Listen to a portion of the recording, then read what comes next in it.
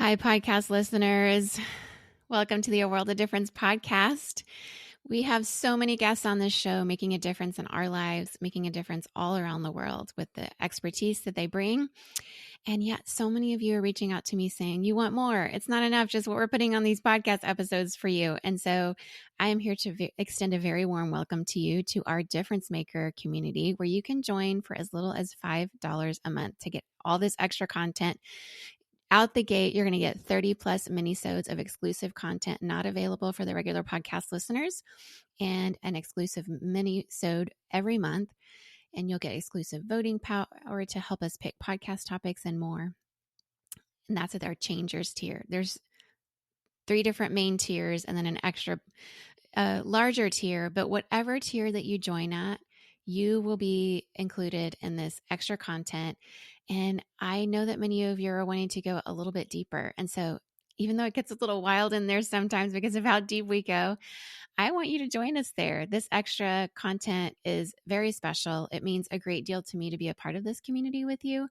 And I would love to just exchange ideas or perspectives that you have around these different episodes. And that's the place where we do it. So please show up to our Difference Maker community. Give us $5 out of your pocket every month. And I think that you'll have a lot of fun in there because we do. And I would love for you to join us. So go to patreon.com/A World of Difference to join us there.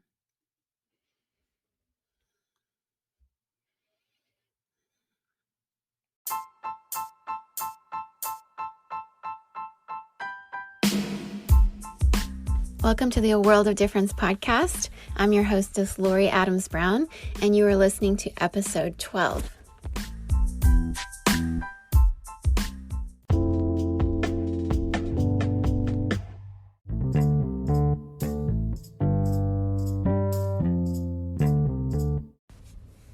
My guest on today's show is Arturo Jiménez. Arturo lives in Denver, Colorado, where he grew up. He's a bilingual lawyer who's practiced federal immigration law since 1998. His humanitarian practice has represented thousands of individuals in Colorado and other states as well. His law office helps to unify families. They work with spouse petitions, family immigration, naturalization. He has a lot of DACA cases, which is the Deferred Action for childhood arrivals. He works with visas for victims and deportation defense and immigration court. But mostly what he seeks is to just support the humanitarian rights of all individuals with a specific emphasis on immigrant children, which he'll for sure talk about today in this episode. In 2019, he wrote a book called Dreamer's Nightmare, the U.S. War on Immigrant Latinx Children. And he just basically uses his experiences with clients and at the border as well to describe basically how the U.S. immigration policy has just done a lot of damage and caused a lot of terror in immigrant children for decades, actually. He also has served in the past on the Denver Public Schools Board of Education from the year 2007 until 2015. He is happily married to his wife, Angelina, and they have 3 children. He has a heart for children as a father and as a lawyer, and that's certainly going to come out in this episode because that's definitely one of the things that compels him to work in immigration law. So you're in for a treat today. It is my honor and privilege to welcome to the show Arturo Jiménez.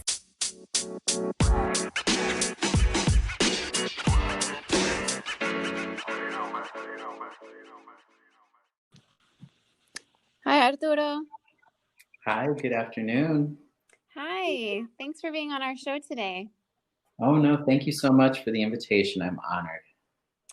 Well, I'm super excited about what we're going to talk about, but just as a way of introduction, just let us know like who you are and what you do and what your experience is with immigration.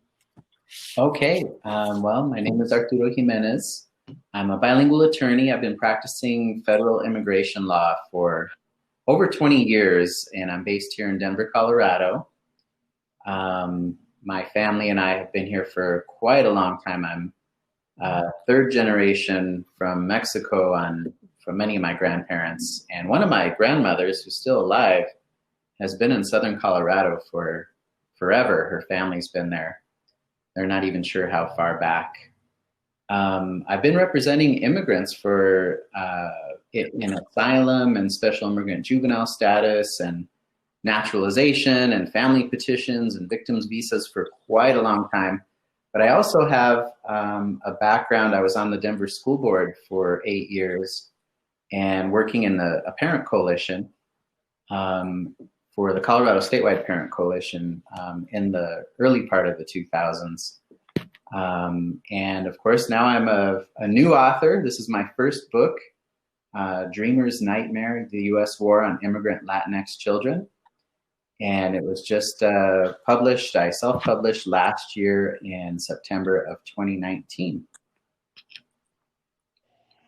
Awesome. That's super great. We're going to definitely get more into the book throughout as we go along. But just in terms of your own family, I love it when I get to meet people who are an advocate for immigrants, but they also have the story in their family of when they know their family immigrated here. Because, you know, in the United States, basically, unless you're a full-blooded Native American, at some point in your history, you have an immigration story, whether there is told to you or not. So I just think it's really beautiful that you can trace back, you know, that you're third generation from Mexico. And that's really cool, because I know it does inform how you see immigrants today based on your own story, right? Because we all have our own perspectives. And I know that you are, like you said, you're an advocate for immigrants in the U.S., and we have people listening to this podcast that are in the United States and also around the world. And some of the things we'll talk about are pretty common when it comes to immigration into certain countries. But there are some unique things about the United States. And so I guess the first one I have for you is, how would you describe kind of what's going on in the U.S. with immigration currently in your own words?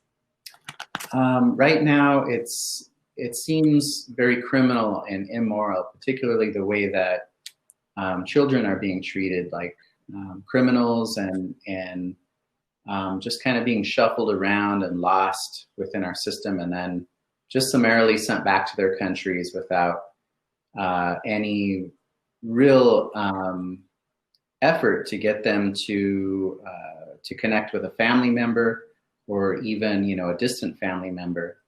I'm just shocked, really. That's, even with as much as I've seen and as much as I've written about, I'm still shocked at how bad it just keeps getting worse over time.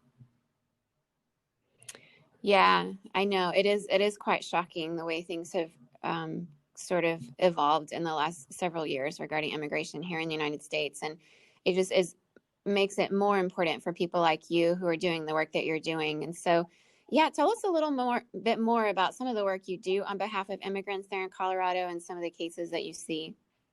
Yeah, in particular, in 2014, in the United States, over 60,000 children arrived at the border. And most of those children, many of them were infants and toddlers and young kids under 10. And they arrived without their parents, the great majority of them. And this is the first time we saw this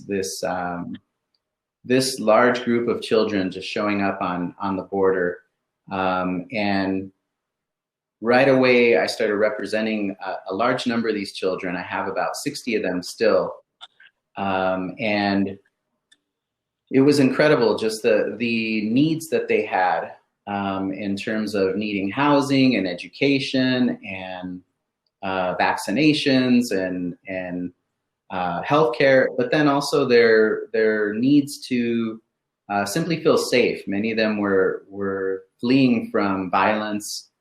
You know, there's Eliezer, who's in my book. He left at 15 on his way here, and if he hadn't left, he believes that he would have been killed. He was, you know, going to be forced to join a criminal syndicate, a gang. And so many of these kids came and they had so many needs. And we ended up having to do a triage for them, having to find them so many services in so many areas. I'm very, very lucky to work with some wonderful professionals in the healthcare and medical fields, and also other attorneys who work in other legal areas, such as custody and family law, as well as those who work in probate. And we had to, like Eliezer, he basically had two attorneys. He had me, his immigration attorney. He had a probate attorney so that his aunt could apply for him. And we ended up having to put a lot more work into each of these cases just to ensure that these children, that their health and welfare was taken care of. And also, I represented 400 dreamers who've applied for DACA, and been following that. And part of the book talks about Carlos, who just missed out on DACA before it was passed, and how he was deported. So you kind of have these two big groups of kids who are now still in limbo and in need within the United States. And it doesn't matter who the president is or what political party is in power, their immigration needs, their situation, for the most part, hasn't changed. They're still in a very precarious situation. So it's up to us to hold our leaders accountable, and become leaders as well, and ensure that these children receive the help that they need. Yeah, wow, that's so insightful.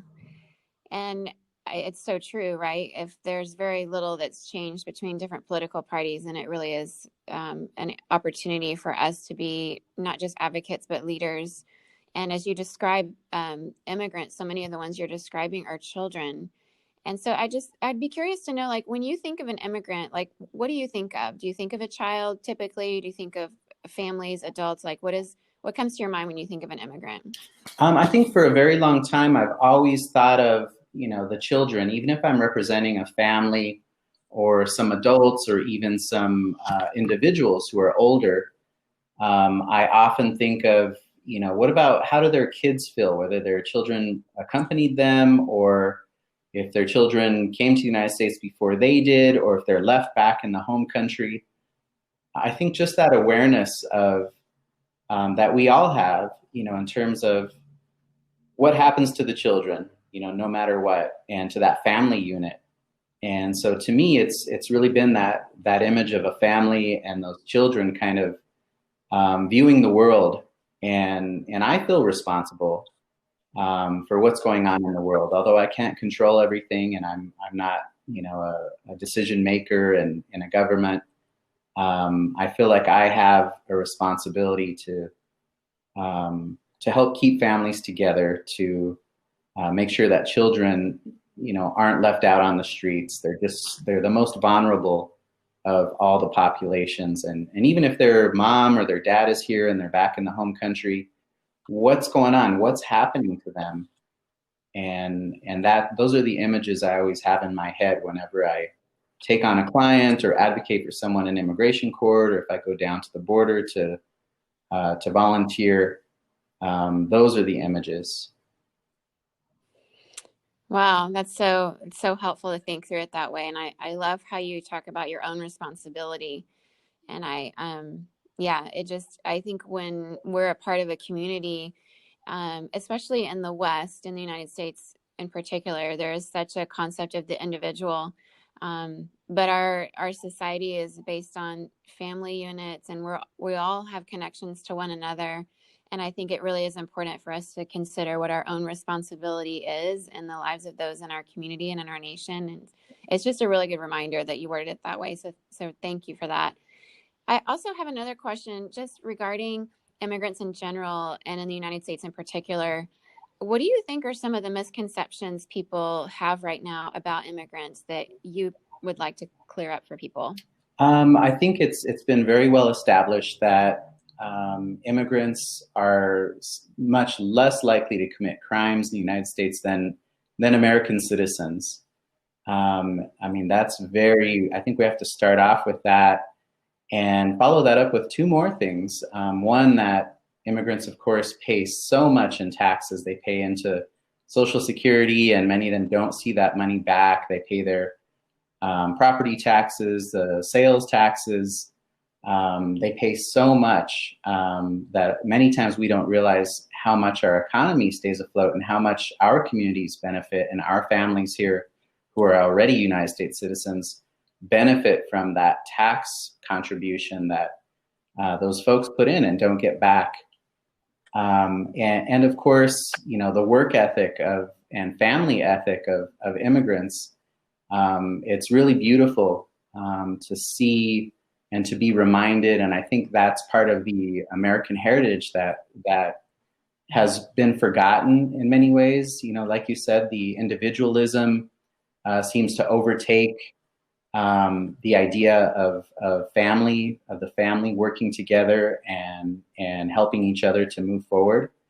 And these immigrants remind us of that. And they bring so much in terms of just an ethic of helping each other without having to rely on services from the outside, and doing everything they can, going above and beyond. And they're just inspiring to me. I think a lot of immigrants to me, are like heroes.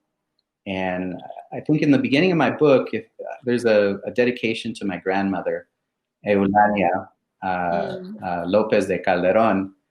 And my grandmother Eulalia came to the United States as she was born in the fields while her mother was picking the crops.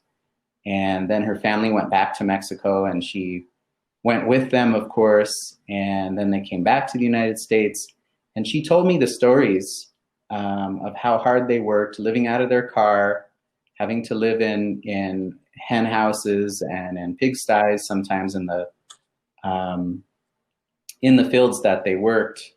But then the amount of dedication that they put in, and not just kind of giving up as victims. And she became my hero as a child. She's still my hero today. And I see a lot of my grandmother in these children and the immigrants that are still coming today. That's so good. Well, she sounds like an amazing person. And I honestly, here in the Bay Area where I live, it's pretty much, I mean, probably a positive stereotype that we have about immigrants is that they're very hardworking. And, immigrant kids that are, the first generation to go into our public schools here in the Bay Area, they experience a lot of expectation from their family, being the first ones to be educated in the U.S. And there's just a lot of expectation that immigrant families in general, it seems like, are risk takers and hard workers, and they're trying to contribute something to make their own lives better, but also society. And I love that part of your story, that's something that you inherited from your grandma as part of your own oral family history about how that went, and just the struggle. And there's so much we could learn just from your own family story and from the story of many immigrants about what it really means to work hard and care for one another and try to make each other's lives better together. But also, I think, you mentioned earlier about responsibility for the rest of us. And I just wondered, why do you think it is important for us as a society to care for immigrants? I think that caring for immigrants really is about taking care of us and the larger family, and understanding our interconnectedness. That is so important, I think, particularly during this time of COVID. Just understanding just how closely we're connected. We're seeing the fires, the pandemic, and realizing that we really are in this together. And by taking care of the most vulnerable sectors of our nation and of our communities, we really are kind of starting at the very first point of addressing that we really are connected. My mom, and again in the book, I talked about my mom. She worked in the meatpacking plant in Greeley, Colorado. Back then it was called Momfort. Now it's called JBS, and it's it has the largest outbreak of COVID in the state of Colorado. And of course, many meatpacking plants across the nation are experiencing the same COVID outbreaks. And many of the workers there are immigrant workers. We've relied on our immigrant workers for all of our picking our crops, cutting our meat. And my mom always came home from there and said, I have to help people. She realized, being a US citizen, being an English speaker, that she had so much more protection, so much more to offer. And she always told me, that they're us and we are them. And she taught me we could not simply separate ourselves from the people we live and work with, go to school with. and then just consider ourselves separate from them. So she taught that to me, and I think now folks we're learning the hard way as a society that we have to address these wildfires, we have to address the pandemic, and we really have to think through how we are all connected, and if we all are going to suffer, then we're going to suffer together. If we're going to thrive, then we're going to thrive together. That's so true. I love how your mom worded that for you. It's such a good mental image for us to really grasp the reality of how connected we are. It's and it is true. We do rely on immigrants for our food, for our survival, which is one of the many reasons that we want to be caring for them. Because, like you said, in caring for them, we're caring for ourselves on many, many levels.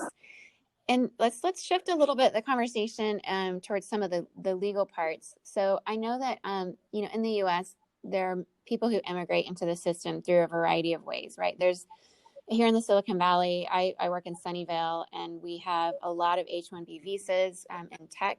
There's people that come in through like a spouse kind of situation. There's student visas for university students, and there's asylum seekers, which from what I understand has been largely shut down. And there's so many ways to immigrate here. So kind of what are your thoughts on our current immigration policies and processes at the moment? Of course, I think we are not valuing all of the folks who are coming in through those various avenues, such as tech.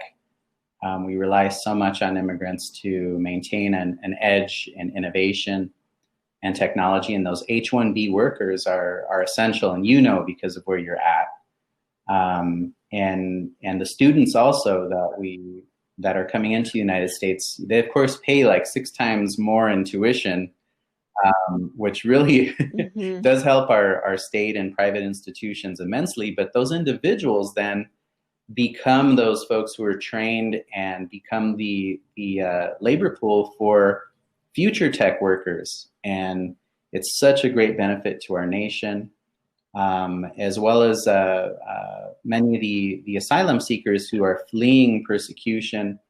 They come in with a very clear knowledge of what democracy means, what it means to vote, and you see their civic engagement later when they're able to become residents and become voting citizens. They exercise those rights, and they remind the rest of us that where they come from, many people might die if they try to vote. It's a life or death situation. It's such a privilege to have that.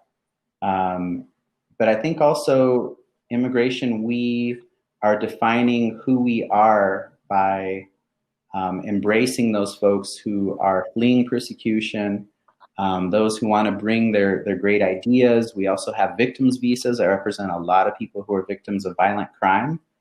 And unfortunately, those folks are, like I said, many of the most vulnerable.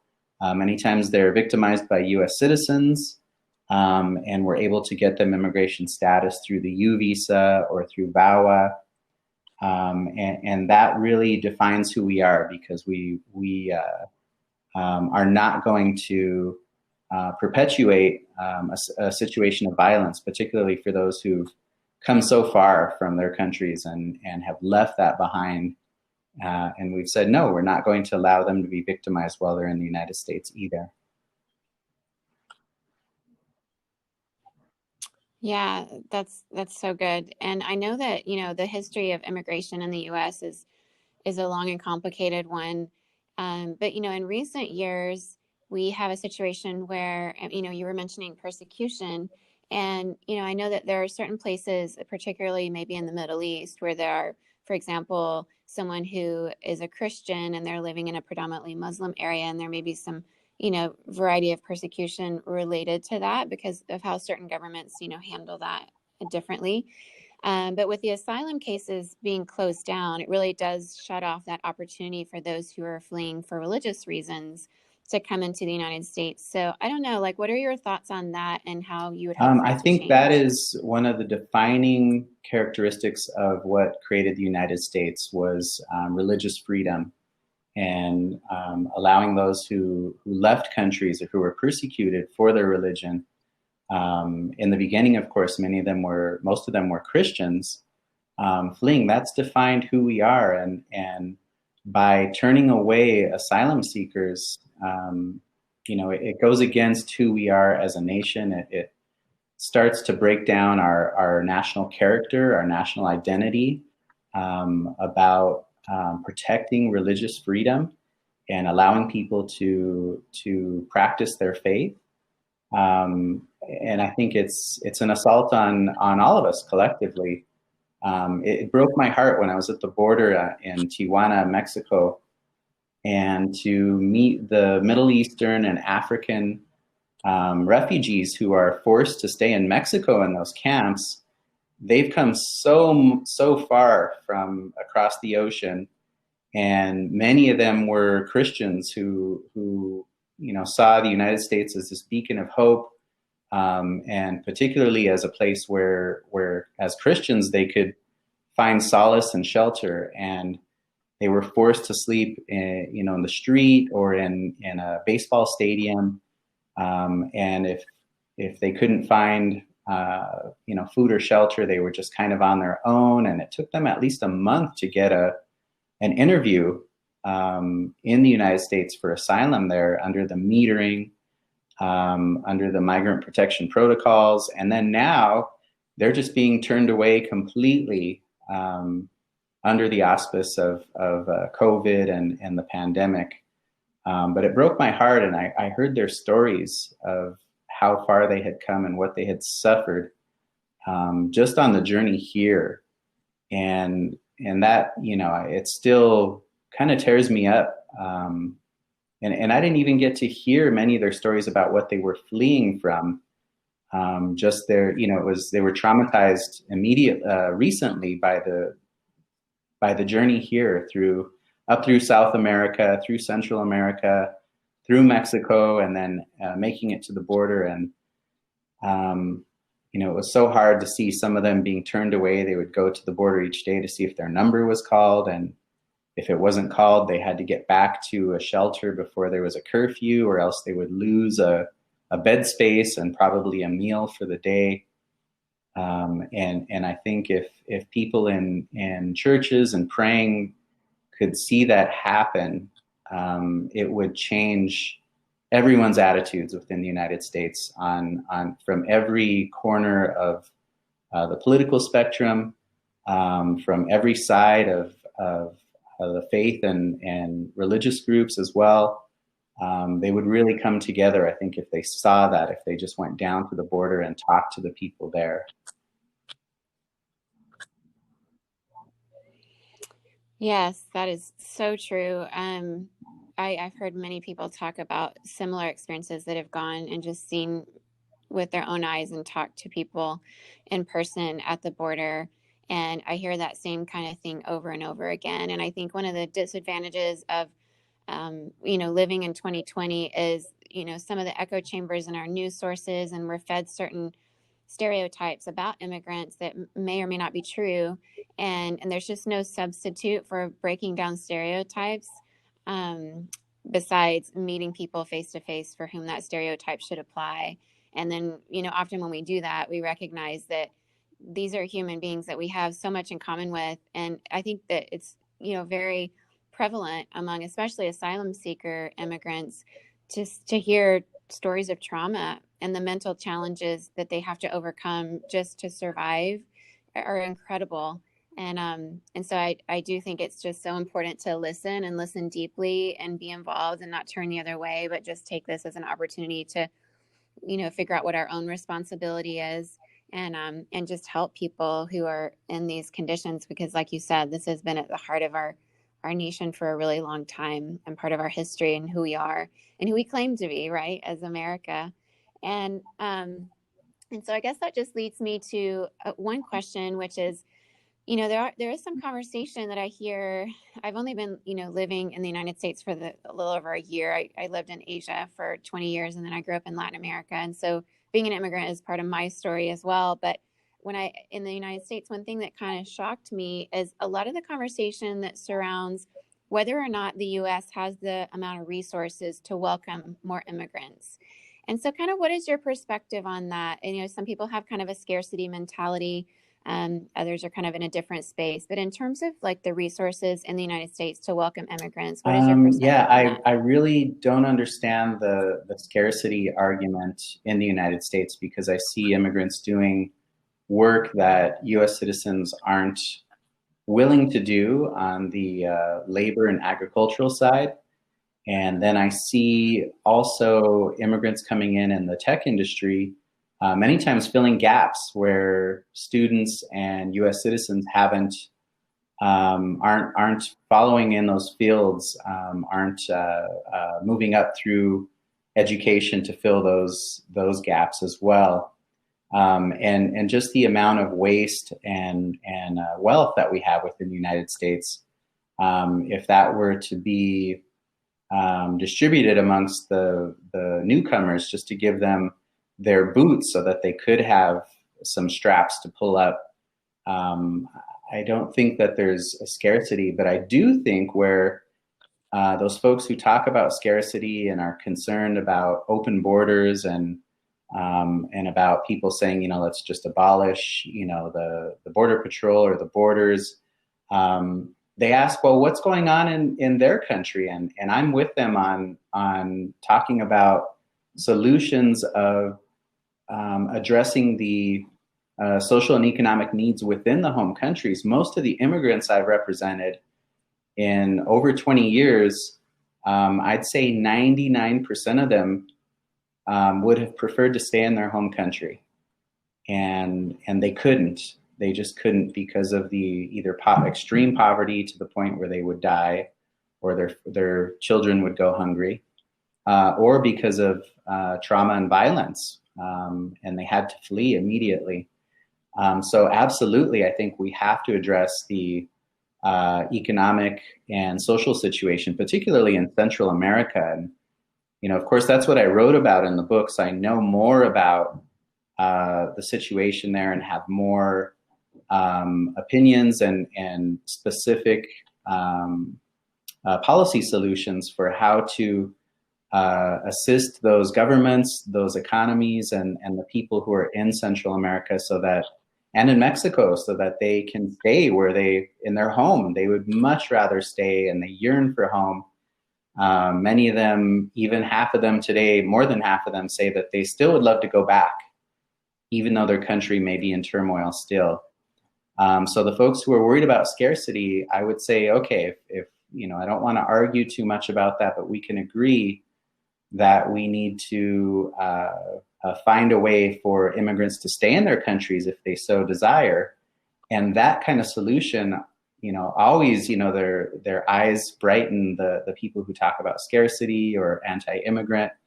And they're like, oh, good, let's talk about the solution. And I very much want to be a part of that conversation and find common ground, how we can help immigrants in not just providing more services in the United States, but addressing the entire situation, including the home country. Yes, that is so good, and it's such an important part of the conversation. I think that if people are immigrating anywhere in the world, it typically is because life is just not sustainable elsewhere for whatever reason. Even if it's just they're trying to build their own career in tech in a different way, anything from that to persecution or like fleeing violence and all of those things. Life isn't sustainable for whatever reason, and that's why they're coming, but it doesn't mean they don't love their home country and don't long for it to be different there for all those reasons. And so it is, obviously, this is about our international relations in the United States as well, and our leaders having integrity in those areas as well, to be the kind of nation that is nation building and not tearing down other nations or making our nation better at the expense of others, which causes more reasons for immigration to happen.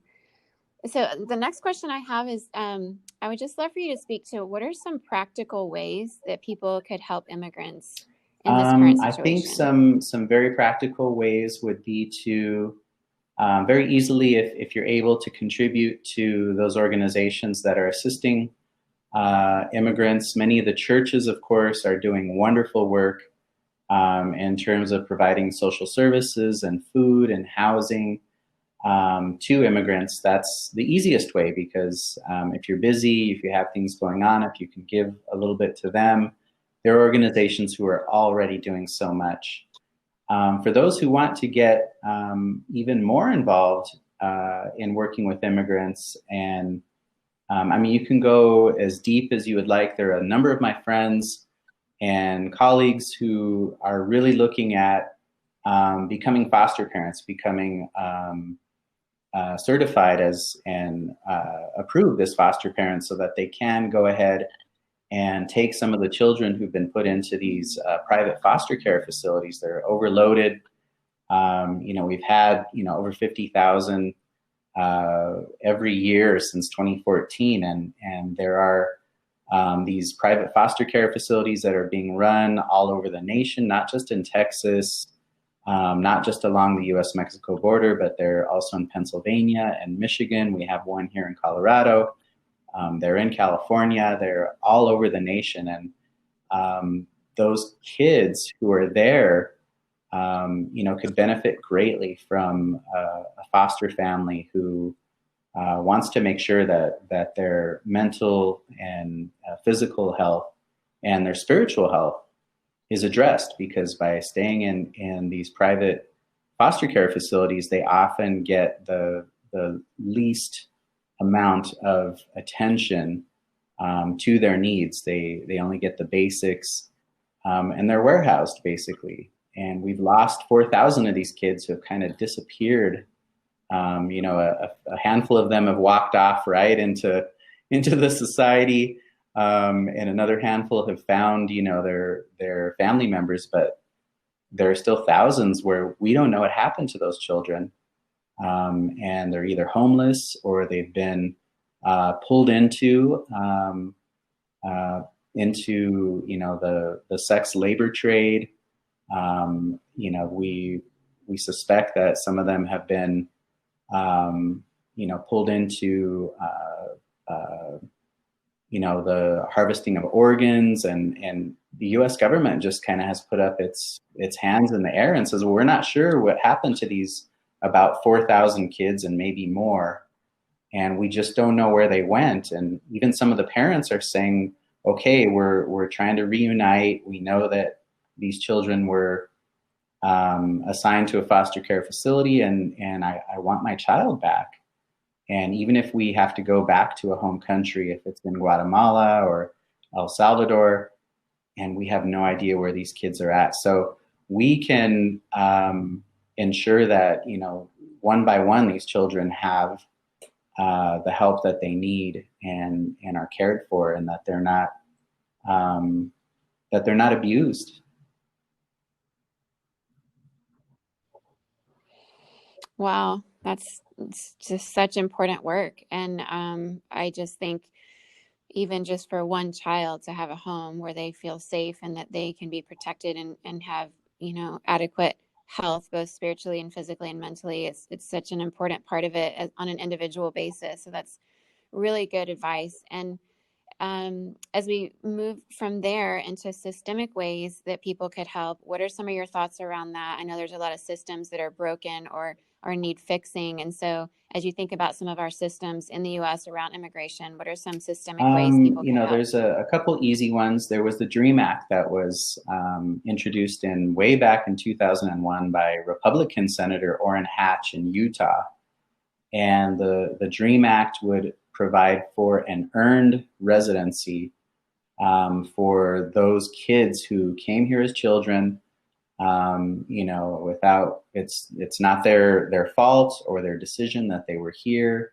They've grown up with all of our kids, and they're an integral part of our country, our society. And, as long as they study and graduate, the DREAM Act was to allow them to then earn their residency. And if they earn their residency, then eventually in many years to earn their own citizenship. And the DREAM Act has failed to pass Congress over 10 times now. Of course, that's the easy one, to pass the DREAM Act and include those folks The other thing we can do is to take children out of the immigration courts. And I'm not even sure if the general public in the U.S. realizes that we have children who are going to court like criminals. I tell some stories in the book, of course, of like an 8-year-old I saw chained and shackles on his legs and had handcuffs on his hands and in a little orange jumpsuit. And he was shuffled into court. And people really don't realize that we're putting these children in front of an immigration judge, and they're being asked complex legal questions around political asylum in particular, social group and persecution groups and legal questions, and they have no right to an attorney. So taking kids out of that court system would be really, really key. It would also save our government and our taxpayers so much money and unclog those immigration courts to take them out. We could easily train more asylum officers at the border who could easily find those children who are fleeing, who are eligible for asylum, and grant them without making them wait to see a judge. More importantly, I think we should provide them with an attorney, but not just a legal attorney. We should provide them with like a guardian ad litem. Some people are familiar with that. Oftentimes, it's kind of like a social worker / attorney who's assigned to children and who've been abandoned or neglected, or even to children in the middle of an ugly divorce might get a guardian ad litem. If we were to assign that type of advocate to a child, we could ensure that they weren't abused, that they had their legal applications were covered, that they are, that their health is okay, because we have a number of kids that keep dying within detention. And there's just so much that these, I call them IGALs, or immigration guardians ad litem, could do to advocate for these children. And we could pay for that by simply taking them out of the immigration court process. So it'd be, it wouldn't be an extra cost to the government. And like I said, taking them out of court would free up so many resources and so much money towards that end. Of course, the economic aid, specifically, we see a revolving door of, and the only of deportees who've committed some criminal offense, have gone into the criminal justice system in the U.S. and then are deported, particularly to Central America, and they're force recruited into criminal syndicates and gangs, many of which operate out of the prison system in the U.S. And we give them a free ride home to their job site, so to speak. And we've perpetuated these drug cartels within Central America by through our own criminal justice system that has to be reformed. And the only folks that seem to really care about those individuals are some very, very active evangelical churches in Central America who have reached out to these individuals and said, you do not have to stay with these criminal syndicates. We'll help you to leave. We'll help you to start a new life. And we in the United States have to support those efforts because they have success, and they are stopping a vicious cycle of drug cartels, who then, of course, sell the drugs in the United States, right? We're the largest market for drug use. And then we send these people back. We pay for their plane ride back to where their criminal syndicate is growing or distributing. And we have to look at ourselves and say, what is our part in continuing this illegal activity, whether it's drugs or smuggling of individuals for the sex trade and even children. We have to stop those criminal syndicates from operating outside and then inside the United States as well.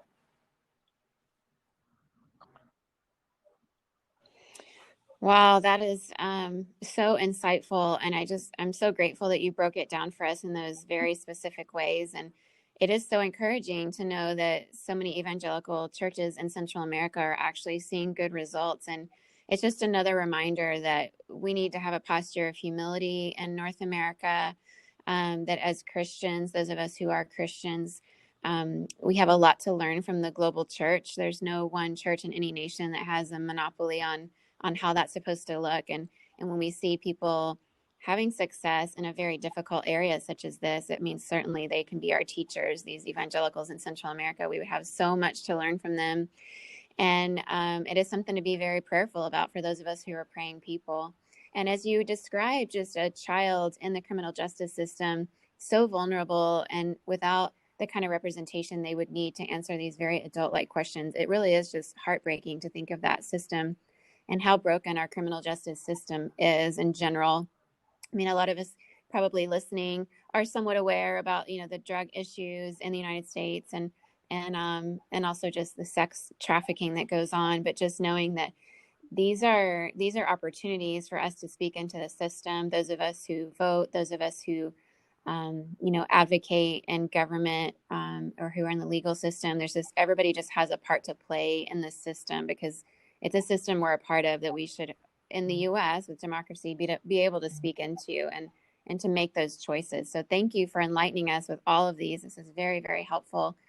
As just a closing question, I just would love for you to leave us with a story. Any story of an immigrant that you think captures what people really need to know about Yes, immigrants I today? mentioned earlier Eliezer. He's a young man who he's a Mayan, an indigenous individual from Guatemala, and speaks the Mayan language. And he and his family, he grew up without a father.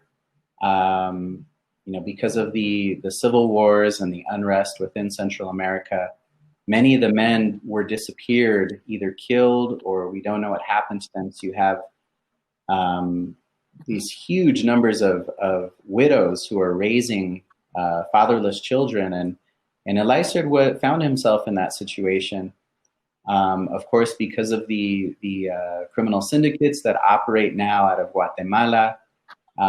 He was expected, once he became a teenager, to not help support his mom like he had been doing in their little rural community, but was expected to join their gang and engage in killing and extortion and kidnapping at the threat of his own life. So he fled to the United States, had to cross through Mexico, endure a lot of hardships as a young man to get here.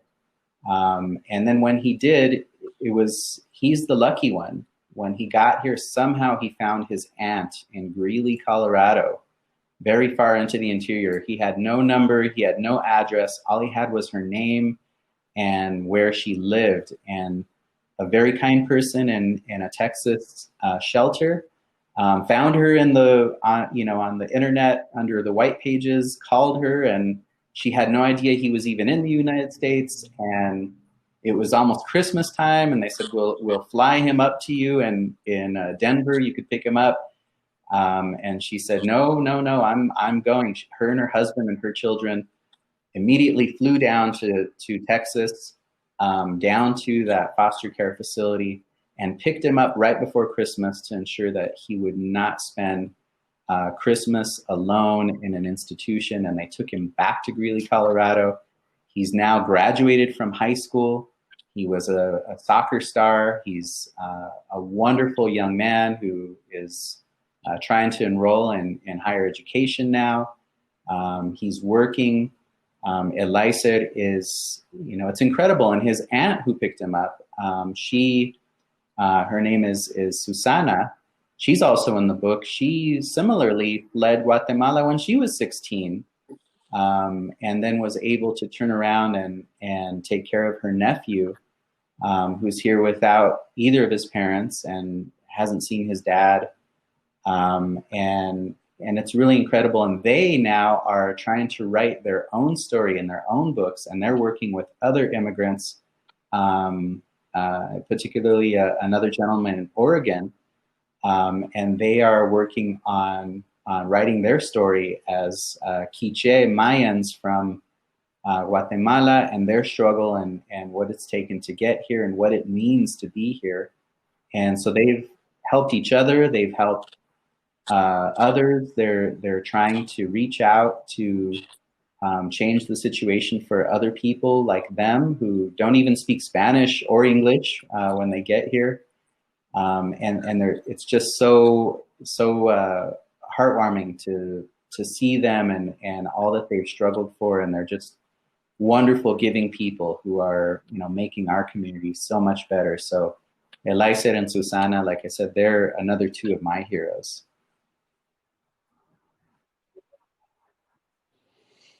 Wow, that is just amazing. And in listening to that story, it gives us hope. I think that so much of the situation that we're talking about today can feel very hopeless, but that story in itself just reminds us that there is a part we can all play.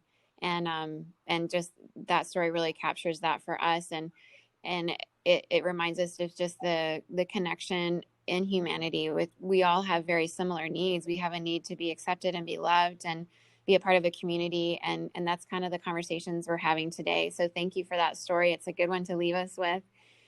Remind us again of the title of your book, and let us know if the people have any, need to find you or ask you questions. Yes, the title of the book is Dreamer's Nightmare. The subtitle is The U.S. War on Immigrant Latinx Children. It's on Amazon. It was published last year.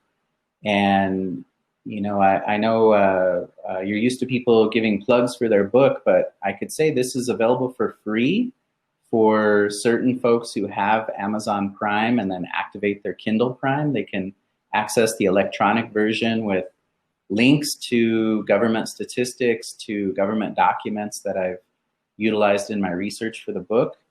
I encourage people to take advantage of that. I mean, I love free. The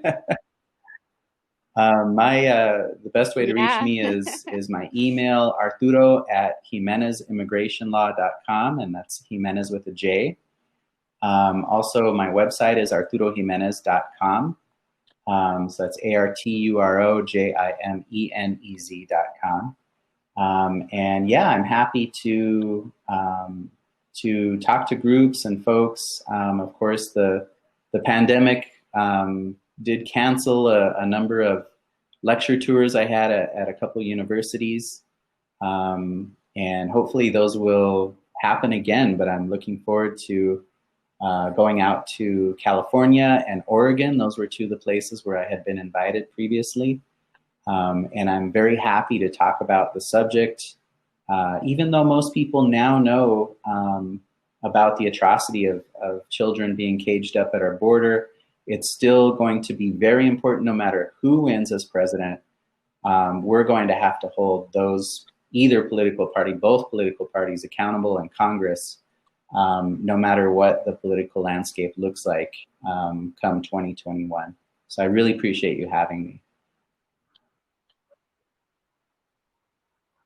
Well, it's been an honor. Thank you for blessing us with your experience, your knowledge, your skills, your wisdom. And I do just hope things clear up to allow you to spread this message more widely, whether it's through Zoom or in person or however that looks going forward. And just thank you for the reminder that we do need to hold our leaders accountable, no matter who wins the election coming up, on behalf of those vulnerable immigrants, especially the children that you mentioned. So this is a really good reminder for us. It was my honor, Lori. Thank you so much for all the work that you do. Thank you. Wow, Arturo really gave us just such compelling stories about these kids. As I think about that and some of the real terrorizing that's going on with children on the border of the U.S., I'm compelled not only just to read his book and talk about it with others. Maybe you're feeling led to start a book club around his book to find some handles and some next steps on what you can do practically. Maybe you're feeling led to become an immigration lawyer like he is, or an author and write a book about the stories that help compel those of us who read it to want to be more involved and take the steps that we need to take as a society. Man, as a society, we can get a lot of things wrong, but what's happening to children on the U.S. border that is we've allowed under our own watch is not okay. There's as he put, is they're being terrorized, and they're going to grow up and be a part of our society and carry that with them, and along with their families, and that's not okay for us to just allow to happen. So I hope that you're feeling compelled to do something about it because of what he shared, and he is really a strong leader in this area. And I just really appreciate his voice on this as a lawyer, as a dad, as somebody who's been involved with the schools on the Board of Education. He really is drawing our attention to the children who are innocent in all of this, especially the DACA cases where they've come here with their parents and it was not a real choice of their own. I mean, we could at least start there as a society. And I hope that we do. Tune in next week for my guest, Michelle Ferrigno-Warren, who is the Advocacy and Strategic Engagement Director for the Christian Community Development Association based in Chicago. She's also an adjunct faculty at Denver Seminary in their Justice and Missions program. And she's just heavily involved as an immigration, education, and human service policy specialist. So you're really in for a treat. She's an author. She's written a book. She'll talk about that for sure. So tune in next week to hear Michelle. As we're finishing this episode, if you're thinking, I really wish I could learn more or go a little bit deeper, well, that's what our Difference Maker community is for. I would love to welcome you in to join the rest of us there. Once again, it's only $5 a month to join, the price of a latte at your local coffee shop. You can join at our Changers tier. Difference Makers is a community that really means so much to me. It's very special because each time I have a guest on the show, I record something outside of what we give to just the regular podcast audience, where we go a little bit deeper, and then I post those video episodes in this community and we can discuss them. But also at the very beginning tier, which is our Changers tier of this community, you'll get exclusive voting power and help pick podcast topics that give us, more of what we want from your perspective. You'll have access to exclusive 30 plus mini-sodes that aren't out there for the general public. And you'll get every month an exclusive monthly bonus mini-sode. At our Groundbreakers level, which is $10 a month, you can join and get all of that, but also priority access to submit questions to the podcast. And you'll get an additional 2 exclusive monthly bonus mini-sodes.